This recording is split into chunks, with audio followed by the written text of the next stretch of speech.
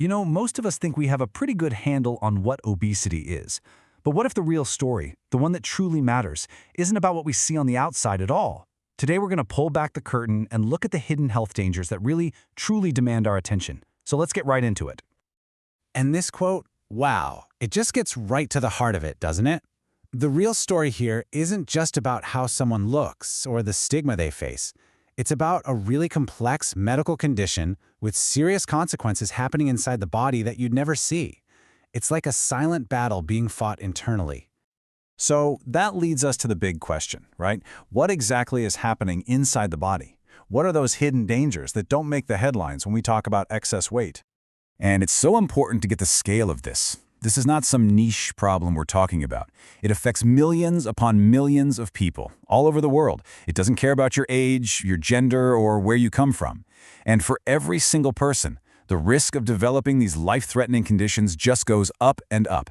It's a silent epidemic, and it's about time we understood its true cost. Okay, so for our first section, we are heading straight to the body's engine room. You guessed it, the heart and lungs, to see exactly how obesity puts a direct and pretty dangerous strain on these absolutely vital systems. So, the link to our heart is just a clear cause and effect. It all starts with fat building up inside the arteries. That's a condition called atherosclerosis.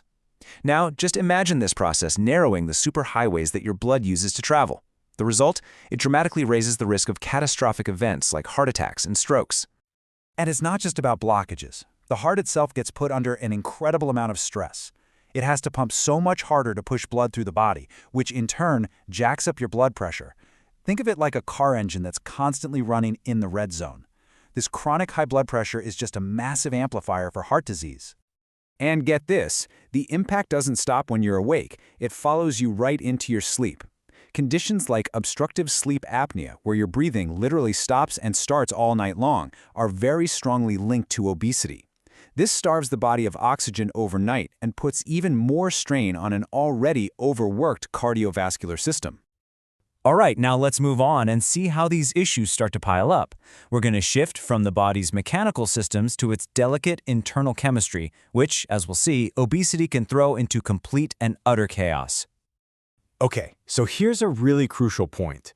It's how excess body fat, especially that deep visceral fat around your abdomen, acts like a trigger. It messes with the function of insulin, which is the hormone that's supposed to manage our blood sugar.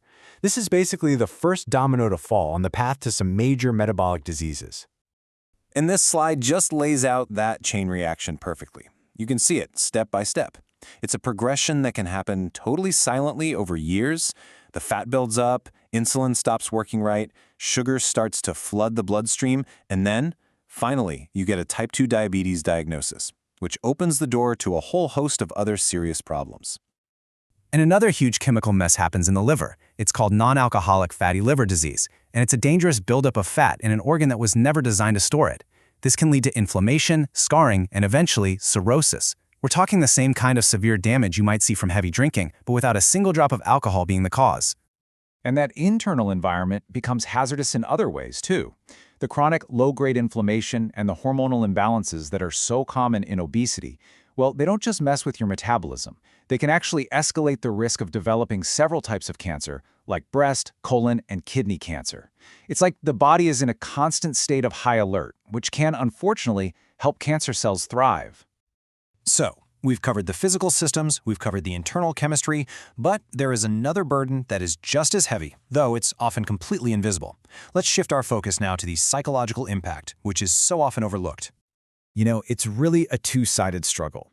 On one side, you've got the external societal stigma, all the judgments and stereotypes. And on the other side, you have the internal impact of all that pressure, a much higher likelihood of depression, anxiety, and just deeply diminished self-esteem. And these two sides, they just feed each other, creating this punishing cycle that can be incredibly hard to break. This quote just says it all, really. It's not just a physical journey of trying to manage your health, it is a formidable emotional challenge. The mental strength it takes to navigate both the health problems and the societal judgment is just immense. So after unpacking all of these interconnected risks, the physical, the chemical, and the psychological, we finally get to the most important part of this whole conversation. Where do we go from here? And it's all about shifting our perspective. So let's just quickly recap what we've seen. This isn't one or two little issues we're talking about.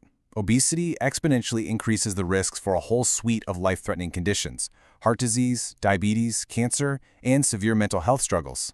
Honestly, seeing them all listed together like this really drives home just how serious this is. It's a systemic problem that affects the entire body. And this right here, this is the ultimate takeaway. The call to action isn't about focusing on weight loss for how you look. It is about prioritizing holistic well-being, body and mind. It's about creating a culture that promotes healthy lifestyles and provides real, compassionate support for people, totally free from stigma. So I'll leave you with this final question to think about. Knowing everything we've talked about today, how can we, as a society and as individuals, truly shift our collective focus away from the superficial number on a scale and towards the much more meaningful and, frankly, life-saving goal of well-being?